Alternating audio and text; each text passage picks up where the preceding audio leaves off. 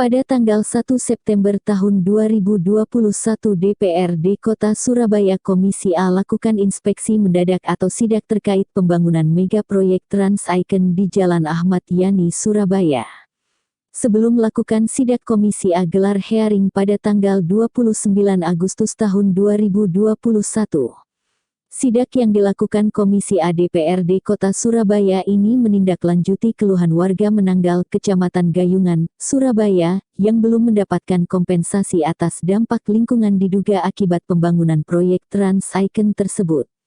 Saat sidak di proyek pembangunan Trans Icon, Komisi A ditemui oleh Total atau Bangun Persada sebagai pelaksana proyek pembangunan Trans Icon di kantor proyek pembangunan Trans Icon dan dihadiri oleh warga terdampak proyek pembangunan Trans Icon serta dinas terkait Pemkot Surabaya. Untuk mencari jalan keluar bersama-sama atas permasalahan yang terjadi di sekitar sini. Saya RT 1 Ibu Tiwi nih, dari RT 1 itu yang kalau dilihat secara sempit itu yang paling dekat, yang paling tempat saya itu paling dekat sekali dengan Trans Icon daripada yang lain-lainnya. Jadi dampak yang terbesar yaitu yang ada pada saya, pada warga saya. Yang saya sudah pernah banyak sekali di sini ada di video, yaitu kerikil-kerikil jatuh, terus material jatuh, juga yang terakhir kakak saya itu atapnya tertimpa besi. Untungnya businya cuma besi kecil, tapi andainya besi besar, terus kakak saya waktu masak ya itu alhamdulillah dia takutnya sampai terjadi sesuatu yang nggak kita inginkan. Nah sebenarnya waktu itu kita juga sudah berusaha ke Pak Giyoto untuk mengajukan ini, tapi itu juga seperti yang dia kata-kata yang sudah disampaikan ke Sagi. Terus yang kedua, janji-janji yang dulu yang pernah di waktu hearing yang pertama dulu, yaitu masalah santunan kesehatan sudah ada dulu, itu sampai sekarang belum terrealisasi. Kakak yang tidak pernah disentuh, tidak pernah disambangi apapun, padahal dampaknya sangat-sangat luar biasa. RT 2 ya. Jadi ya, utamanya debu. Kalau malam itu sampai dengan bekas makannya plastik tukang, itu sudah seperti sampah di tanah kami. Sehingga kalau hujan pun akan menjadi tersumbat. Yang kedua, kami juga ada PDAM dan air sumur. Itu pun air sumur ada yang keruh, termasuk bangunan juga banyak yang pecah-pecah. Kami minta bukan hari ini aja, tapi jangka panjangnya yang kami utamakan. Ya, ini masih pembangunan 25. Kalau nanti sudah sampai 40 atau lebih, dampaknya seperti apa? Ya Pak, sama sekali itu yang kami pikirkan jangka jauhnya, bukan hanya ini aja. Jadi kompensasi ataupun kelanjutannya, itu yang kami pikirkan adalah lebih ke depannya, ke anak cucu kami, bukan kami yang sudah tua, tetapi generasi penerusnya. Itu yang akan kami pikirkan. Tolong sekali lagi kami dilihat kayak apa kalau malam suaranya, ya kita tidak bisa istirahat dengan nyenyak, padahal kita bekerja semuanya butuh istirahat. Apalagi situasi seperti ini, kalau tidak ada istirahat otomatis akan berdampak. Jadi minta tolong sekali lagi diperhatikan, warga kami terdekat juga bukan hanya RT 1, tapi RT 2 pun berdampak sangat-sangat sekali.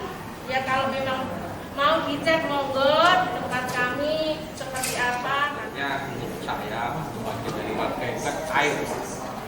Jadi sumur warga itu kan ada yang keluar semen atau keruh. Minimal kalau ada etikat fiber ada semacam dibuatkan paku tandon atau kemudian dibuatkan saluran PDAM untuk mencukupi warga yang sangat terdampak. Itu pernah menjadi bagian dari perjanjian tapi tidak realisasi. Kalau kemudian jenengan pengen tahu fotonya yang keluar semen, ada nggak buktinya? Satu aja misalkan air, kan sudah etikat baik menurut saya. Kalau rumah saya mungkin mobil kotor karena debu mungkin disiapkan misalnya tangki besar, warga yang sumurnya rusak atau keruh, misalkan bisa, itu kan sudah etikat baik. Kita tidak melarang atau saya malah seneng ada terang. Saya memberitahu ada komisi A, dibawahi terhormat anggota. Saya sebagai ketua RT 2, warga saya itu 200 kakak. yang jelas terdampak mulai pembangunan pemancangan sampai sekian, sampai berapa tumpuk ini. Ya, saya sering bertemu, katanya ayo cuma enak-enakan, ternyata sampai saat ini saya pun nggak pernah dijawab atau diajak ngomong yang enak-enak. Pernah saya diajak ngomong, katanya dia pakai radius 100 meter. Itu kemarin perbicaraannya di Dewan, di Komisi A, sudah terbayar 100 meter. Dari mana titik yang dibayar itu? Saya termasuk korban, ya. Semua warga saya datang semua itu sudah menyaksikan ini banyak. Ya. Dampak pembangunan dan Trans Icon, namanya juga di Trans Icon, harusnya ikonnya bagus, bukan ikon perumahannya saja atau kondominium atau hotelnya atau apartemennya, tapi lingkungan sekitarnya juga harus. Sampai kalau coba kena Bu Risma sampai, wow, tambah Dewi ngapi-ngapi kota Surabaya, warganya dibuat susah. Kita mengamuk, karena Bu Risma ngamuknya di sana sekarang sudah jauh, ya saya yang ngamuk, Pak. Saya mau tanya sih bapak-bapaknya, yang berhak bisa menjawab benar tuntas sekarang itu siapa? Ya. Cuma kita ngomong panjang lebar, kalau ini tarsok-tarsok ya gini lagi. Yang berhak menjawab siapa, Pak? Kalau dari itu sih udah di Jakarta. Nah, kemarin kenapa nggak dihubungi kalau sudah dipanggil Komisi A, warga ribut? Sudah kita sampaikan. Ya, terus kenapa nggak datang? Gedung lain, Pak, kalau kita sudah datang ke warganya nuntut, Pak, datang ownernya ke kantor DPRD. Hargai kami ini wakil rakyat semua, gitu loh. Mereka tuh nggak minta apa-apa, Pak. Kalau dia mandi pakai air semen, ya siapa yang mau, kan begitu. Ini Bu RT, itu Pak RT, ini Kita RT. sudah mengeluarkan izin, oke, ya kan? Kita semua tidak menuntut investor dari manapun untuk keindahan kota Surabaya, ya kan? Tapi pengusaha kan juga pasti dapat untung kan, Pak, nantinya. Nah, kalau dampaknya ke warga yang sekitarnya, apa nggak ngenes sampai? Kan gitu, kasih tahu bosmu, gitu loh. Nah, Bapak nggak akan bisa jawab, karena apa? Bukan owner, saya tahu itu. Percuma ngomong panjang lebar kalau ownernya nggak datang.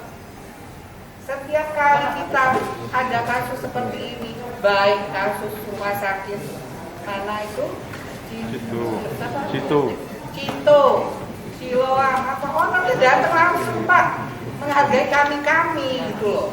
Diselesaikan di situ bareng. Gimana selesaiannya? Mereka loh cuma mintanya supaya mandi bisa air bersih, airnya keluar. Terus tidak ada kejadian insiden apa lagi, kan begitu. Sebenarnya sederhana. Jangan di otaknya hanya CSR pasti akan ngeluarin duit, udah. Gitu loh. Ini rumahnya yang kejatuhan material. Jadi jangan kayak gitulah. Kalian cari uang di sini boleh, gitu loh. Tapi kalau merugikan masyarakat banyak ya nanti dulu, Pak, urusan gitu loh. Sampaikan dalam waktu dekat akan kami kirim dan orangnya harus datang sendiri ke DPRD. Gak bisa begitu.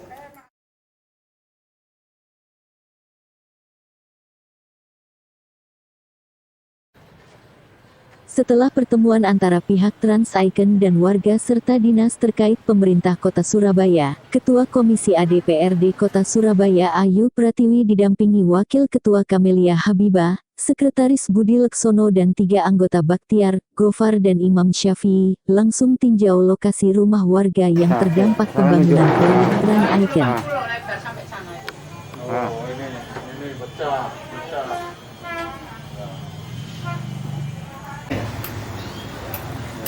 Sebentar, itu. Oh, ini nggak diganti dulu. Mereka apa janjinya kalau ini? Kalau ini katanya sih Kalau sudah selesai. sudah selesai. Oke, enggak apa-apa, maksudnya harus ada perjanjian gitu loh. Iya. Soalnya takutnya kan langsung lari gitu aja. Dari dulu saya mintanya itu hitam di atas putih. Benar, Pak. Bagaimana tolong temukan kami ownernya, jangan yang tidak bisa menjawab apapun. Nanti begitu kami sudah harus ownernya yang datang, karena ini datanya ternyata lebar sekali. Dan tadi LH juga sudah menyatakan bahwa ini ada pelanggaran-pelanggaran yang tidak diikuti. Kan harusnya memang izin keluar, semua keluar. Kita kan nggak mungkin menutup investor datang Surabaya, tapi harus ada item-item yang harus disepakati. Kan betul juga. Iya. Dalam waktu dekat kita hearing lagi.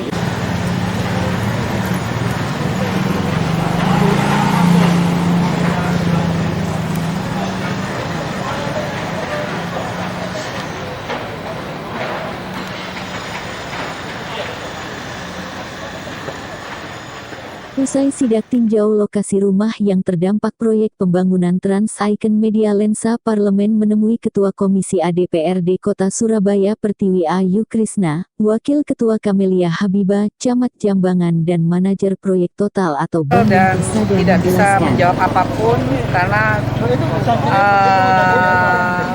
sampai dengan saat ini menurut pengakuan beliau sudah sampaikan kepada ownernya, tapi ownernya tidak ada tanggapan, belum juga hadir kepada kami, katanya ownernya di Jakarta, tapi juga tidak pernah menjumpai kami, berbeda dengan investor lainnya yang kalau ada permasalahan ini langsung ownernya datang untuk menyelesaikan hal-hal. Tetap kita panggil, kalau memang dampaknya keluarga terlalu signifikan sekali, mau tidak mau kita suruh LH untuk telisik ulang dan di sistem pengawasannya harus juga independen ya, dan juga kita berhentikan izinnya. Dari hasil sidak tadi apa yang Ibu lihat dan dampak terparah kepada warga ini? Ubin-ubinnya pecah, retak, melebar, dan ada pintu jendela yang tidak bisa ditutup. Jadi miring semua kusen-kusennya, yang kami takut kalau mereka sudah menjawab akan diganti setelah pembangunan. Nah, kalau sebelum pembangunan tidak diapa-apain, tahu-tahu runtuh rumahnya, siapa mau tanggung jawab itu? Itu pertanyaan kami. Terkait dengan perizinan, sejauh mana perizinannya sih clear. Tapi kan di sana juga ada perjanjian untuk dampak pada saat pembangunan. Di LH itu juga ada aturannya, walaupun izin terbit, ya kan, harus masih dalam pengawasan ya, seperti apa, yaitu tetap harus ada, tadi ada bla bla blanya, ada saya nggak hafal karena panjang sekali. Bu, dari pemantauan LH apa ada pelanggaran Bu selama pembangunan ini Bu? Ya, pelanggarannya itu dampak kepada masyarakatnya tidak diakomodir. Bu, terkait dengan penyaksian sidak beberapa warga yang rumahnya retak, mungkin sumur mengeluarkan semen, menurut Ibu seperti apa? Ya, itu pihak Trans Icon itu harus menjawab, karena tadi itu tidak bisa menjawab. Dia tunggu ownernya sampai kapan? Kalau dalam waktu dekat kami memanggil ownernya itu juga tidak hadir, ya kami harus berbicara dengan pemerintah kota. Rencana kapan Bu? Pasti ada sanksinya lah. Rencana kapan? Kehadiran beberapa kali sekian via iPhone ini. Apa nanti tindakan tegas yang dilakukan? Kami sudah memanggil pihak Trans Icon, tapi yang datang yang tidak berkompeten untuk menjawab, gitu loh. Makanya tadi kami keras sekali. Beliau akan menikmati keuntungan luar biasa, akan tetapi bagaimana dengan warga Surabaya yang terdampak? Apakah Komisi A juga akan meminta kepada Pemkot untuk menghentikan pembangunan proyek? Iya, kalau memang itu tidak disepakati dengan warga bersama, ya mau nggak mau, tapi kita berusaha untuk bermusyawarah. Terjun ke lapangan ya, kita melihat dokumen-dokumen perizinannya, salah satunya adalah rekomendasi LH. Di rekomendasi LH itu ada bunyi tidak boleh ada dampak-dampak yang berlangsung ketika konstruksi berjalan. Salah satunya adalah dampak sosial yang ditimbulkan keresahan warga, lingkungan, debu dan sebagainya. Ternyata itu tidak diindahkan oleh pemilik bangunan. Akhirnya kita keliling ke belakang, kita lihat ada beberapa rumah yang retak, ada sumur yang airnya keruh, keluar semen. Makanya kita minta ke LH untuk sumurnya itu diambil sampelnya, dibawa ke lab apakah air keruh itu akibat dari bangunan atau ada faktor yang lain. Nah, ketika itu ternyata faktor bangunan, ya LH harus bertindak tegas dan LH siap bertindak tegas. Ketika kita keliling tadi di belakang, kita melihat GS itu ada indikasi tidak sampai 6 meter sesuai perda. Nah, Cipta Karya siap mencabut IMB-nya ketika GS-nya tidak sesuai dengan perdanya. Makanya itu biarkan pemerintah kota melakukan fungsi pengawasan, melakukan semuanya sampai tuntas, mengukur kembali GS belakang, depan dan sampingnya.